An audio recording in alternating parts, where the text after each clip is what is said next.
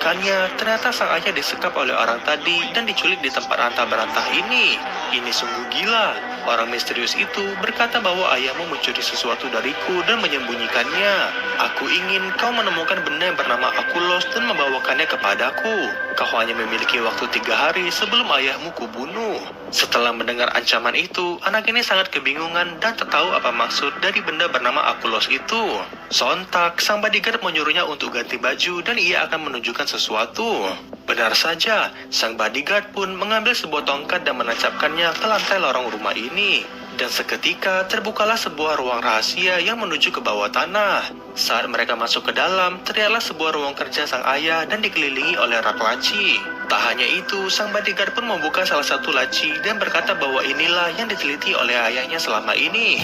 Banyak sekali botol yang berisi cairan dari dunia lain. Tapi anak itu masih belum mengerti. Hingga akhirnya ia pun melihat gambar pohon yang ada di meja sang ayah. Ia juga melihat ada taring berukuran besar yang belum pernah ia lihat sebelumnya. Ternyata selama ini sang ayah meneliti tentang dunia peri dan mengetahui keberadaan mereka. Dengan semua bukti ini, sang anak harus mencari petunjuk terakhir ayahnya karena ia tak tahu harus mulai dari mana. Hingga akhirnya, ia pun menemukan sebuah buku yang ada di salah satu laci ruangan ini. Saat ia membukanya, ia sangat terkejut bahwa ini adalah jurnal pribadi ayahnya. Dengan cepat, ia langsung membuka halaman terakhir untuk melihat catatan kemana ayahnya pergi. Dan benar saja, ada sebuah tulisan yang berkata bahwa ada seekor makhluk yang memburu sang ayah sekarang. Makhluk itu menginginkan Akulos yang ayah simpan di suatu tempat rahasia. Namun, Akulos tak boleh jatuh ke tangan yang salah dan harus dilindungi bahkan dari bangsa peri itu sendiri. Tak hanya itu, ada tulisan terakhir juga yang berkata bahwa inilah saatnya anak itu harus mempercayai adanya bangsa peri. Namun pertanyaannya, apakah bangsa peri itu benar-benar ada? Kita saksikan di part 2.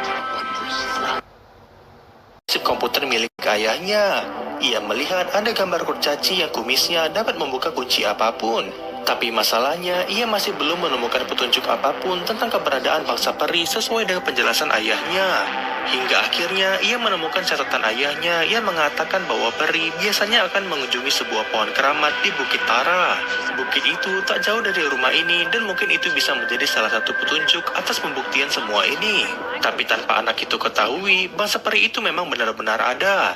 Mereka telah hidup di bawah tanah selama ribuan tahun. Dan kota mereka berada di pusat bumi, bukan di permukaan bumi seperti yang disebutkan di buku cerita kita.